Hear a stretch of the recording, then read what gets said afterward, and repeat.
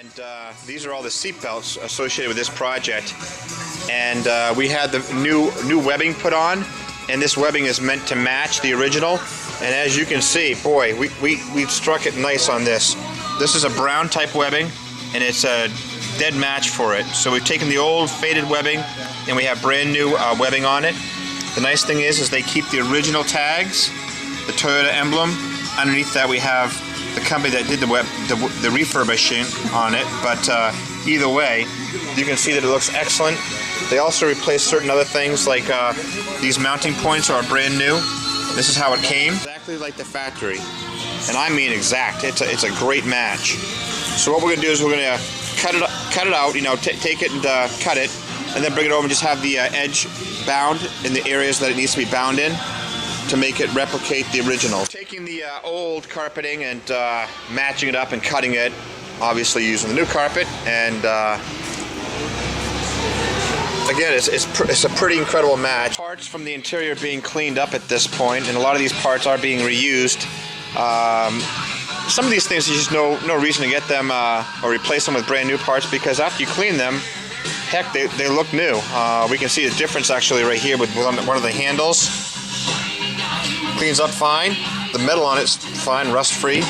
The other handle's a little dirty. We'll clean that up and make it look sharp as well. Some trim pieces that go on inside around the perimeter of the hardtop where the, say, rain gutter is on the outside. Cleans up real nice. And we're doing the cleaning we're using a thinner. Just a simple paint thinner.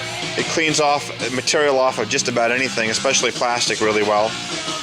Some of these pieces in behind is a slight surface rust, but it really is not of a huge concern. It's not going to rust anymore, and it's encased in there, heat foamed in there and encased, so therefore you really don't get it out.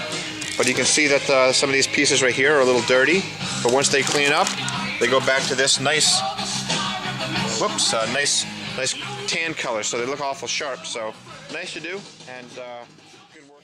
We're going through and just taking the dash apart. We call it the removable dash. It happens in this last year, 83, and it's this piece that bolts into the actual dash of the cowling, and it's removable because it has some bolts that bolt it in and hold the pulls. So we have the removable dash here, and Hank's going through, and what we do is we take out each pull, clean it.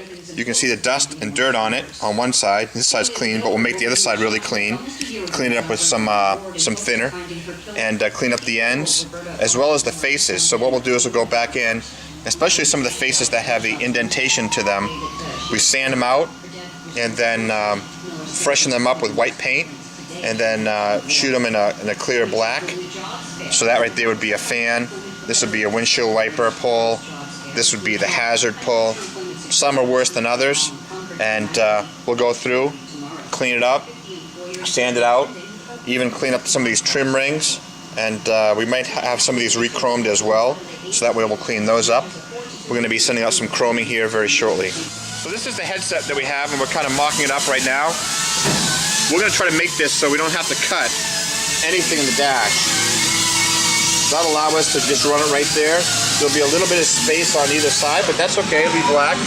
It'll look sharp in there, and it'll allow us not to cut that dash at all. What we've done is painted up the removable dash. It looks awful sharp, clean and neat. You can see the bottom part is black, top part is that stock silver color. So what we're doing now is just painting up a lot of the trim interior parts, because those will be going on shortly, and you can see that we're doing some seat upholstery. These are the pieces right here that house the and hold the headrest into the seats, and we're doing also the interior trim work. Now, one of the things that we're just not able to find are the interior trim pieces that go around. This is a recoil for save the seatbelt, but they've cut in a hole for non-factory speakers, which is, you know, tough, but we just can't find this. I mean, these pieces are very, very rare, and to find one is hard. To find one that's probably in good condition is even more difficult. And these are in really, really great condition. So we're painting them up to make them look as if they're factory. Larger trim pieces, and we've matched the color pretty much dead on with a nice spray type bomb.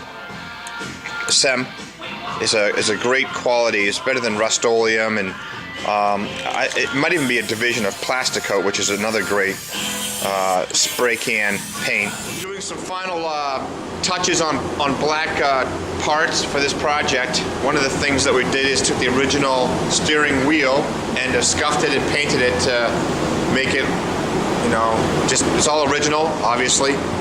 Painted up, it looks fantastic. The steering column has also been painted back to the original glossy black. And then we have various and sundry other type of brackets and things of that nature. One of the more, what we call public type things that you really see would be the air cleaner here. We've got that all cleaned up, nice and neat. Other types of bracket for the steering column. Paint on the steering column, the plastic that goes around the steering column.